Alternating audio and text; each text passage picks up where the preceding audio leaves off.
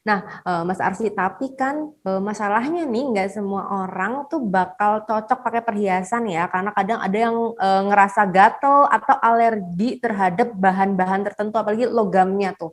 Kalau misalnya kita make up atau cat rambut itu kan bisa dites di kuping ya, apakah kita alergi apa enggak. Nah, tapi kalau untuk logam sendiri ada nggak sih Mas caranya supaya kita ngerti kalau kita tuh alergi terhadap bahan tertentu biar nggak zonk gitu waktu udah beli?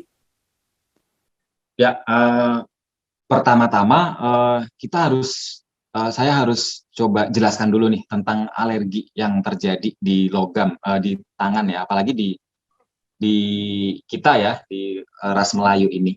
Ras kita kebetulan lebih tahan alergi daripada ras Kaukasian atau ras-ras lainnya. Itu yang pertama. Dan jika ini yang sering salah, yang sering di misinterpretasikan ketika kita beli cincin perak katakanlah ya. Ini yang sering di kambing hitamkan nih si perak ini karena sering banyak banget klien saya yang nanya, saya alergi perak nih Mas. Saya pasti akan tanya dulu, perak yang dibeli di mana? Itu yang pertama. Terus apakah kamu bisa memastikan bahwa itu benar-benar perak? Karena pertama, alergi kita terhadap logam secara manusia itu lebih sering terjadi itu apabila logam itu nikel, bukan perak. Lalu kenapa saya beli cincin perak masih alergi juga gitu ya? Ini yang perlu direnungkan sih karena banyak sekali pedagang yang mungkin mereka juga nggak tahu ya karena mungkin itu cincinnya mereka ngambil bulk bulk buy, beli bulak yang banyak. Mereka sebutnya perak, tapi ternyata peraknya cuma 20%. Yang 80% adalah nikel.